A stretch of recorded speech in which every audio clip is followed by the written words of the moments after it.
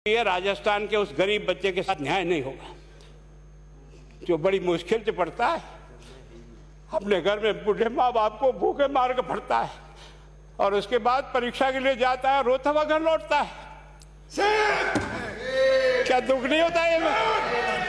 हम लोगों के मन में कोई रहम नहीं है कि आखिर उस बच्चे का क्या होगा जो अपनी बड़ी पीड़ा के साथ पढ़ रहा है। इन सारे पैसे वाले लोगों के पास में आपने सारी सरकारी नौकरियों को भेज दिया।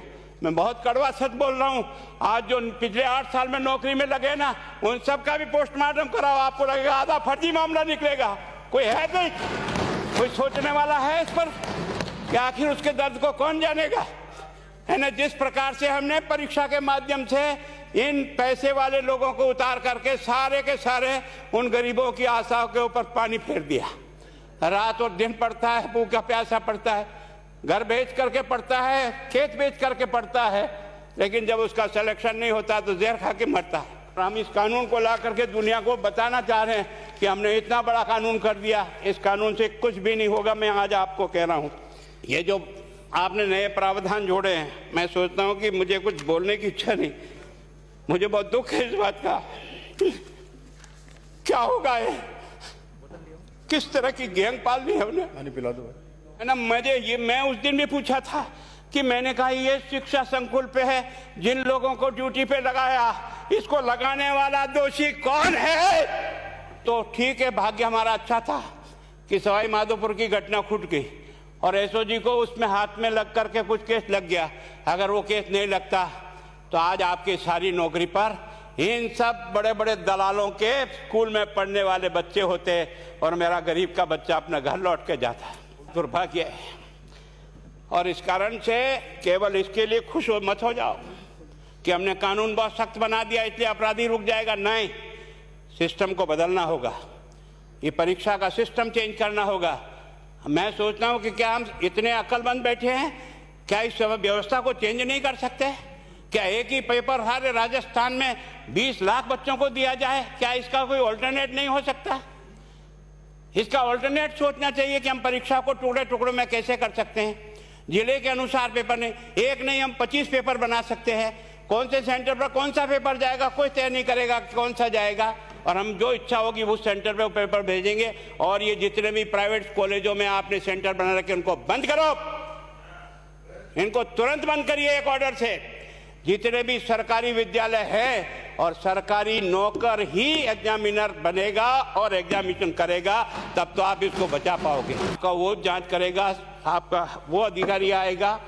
आपने कहा भाई सेशन जज के नीचे नियुक्ति नहीं होगी, इसके अलग से कोर्ट होगा, बहुत अच्छी बात है। प्रोविजन जो आपने डाले हैं वो स्वागत योग्य, स्वागत करता हूँ, पर इन प्रोविजन को लागू तो आप और मैं ही करूँगा, कौन करेगा? जब हम ही ठीक नहीं है तो इन प्रोविजन क्या रोएंगे अंदर बैठे बैठे? जब तक हमारा दिल और दिमाग ठीक नहीं होगा ना, इस बीमारी का इलाज नहीं होगा। हमने शिक्षा के मंदिर को भ्रष्टाचार की भट्टी में जलाकर खाक कर दिया।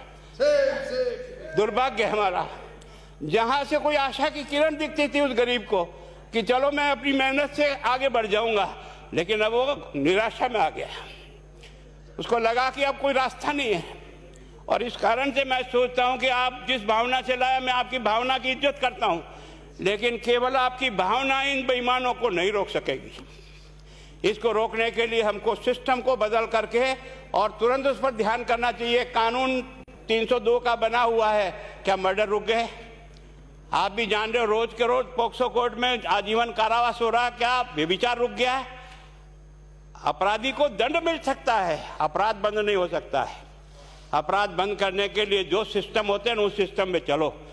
एकमात्र इस देश में भ्रष्टाचार की भट्टी में देश जल रहा था, केवल और केवल एक तरह से प्रत्येक व्यक्ति का खाता खुलवाकर देश के प्रधानमंत्री में सारा का सारा बेनिफिट उसका सीधा खाते में डाला।